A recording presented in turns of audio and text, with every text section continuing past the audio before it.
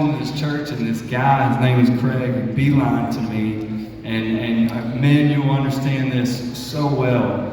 He just shook my hands irrationally hard, just squeezed it so hard, like he had something to prove or something.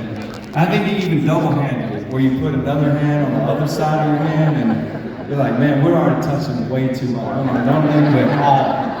And his eye contact was crazy. I mean, just lasers looking at me eye to eye. And I chalked it up to, hey, we got greeters. There's greeters at this church. You know, that's obviously this dude's job. This is his spiritual gift.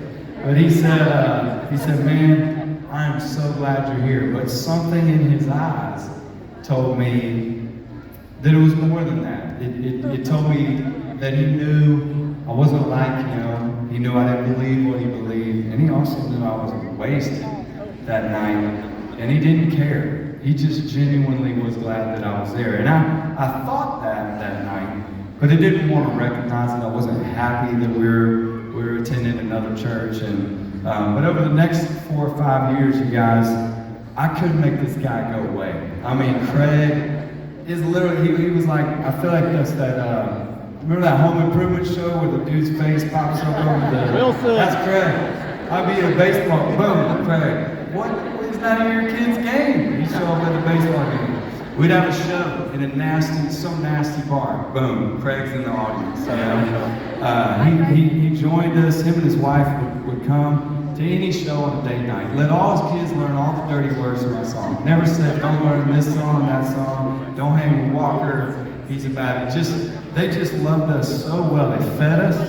And then one night he shows up out of the blue at one of my son's baseball games, and he's got the keys and the title to his own minivan. And Craig and I didn't really talk about it much, but he knew that we just had one car, and we were sharing it, and we were fine, but we didn't have enough seat belts. So every time a cop drove by, all my kids had to dive down into the floor and hide.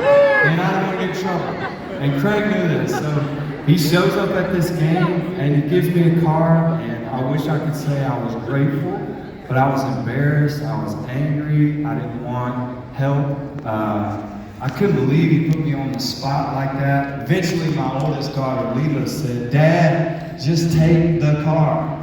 And so I said something like, man, I don't know whatever, we'll use it, I'll give it back to you. And as I drove home, something happened to me this night. And I didn't like run to Jesus that night or go home and buy a Bible or anything, but when I looked in the rear view, I saw all my kids safely buckled for the first time in a really long time. And I thought, man, that is a brave man to show up and just give a dude a car, you know, without announcement, just, I don't care, I'm just gonna, you know, they prayerfully gave us the car out of their garage. And so internally, I'm confused, I'm mad, but I didn't know how to thank this guy, because look, I'm the last of 9 kids, and I'd never had a brother like this guy for me.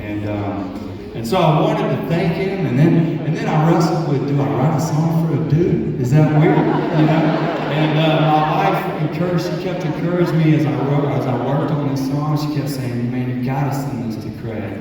And this is the craziest fact I can tell. There's two facts about this song that I just found.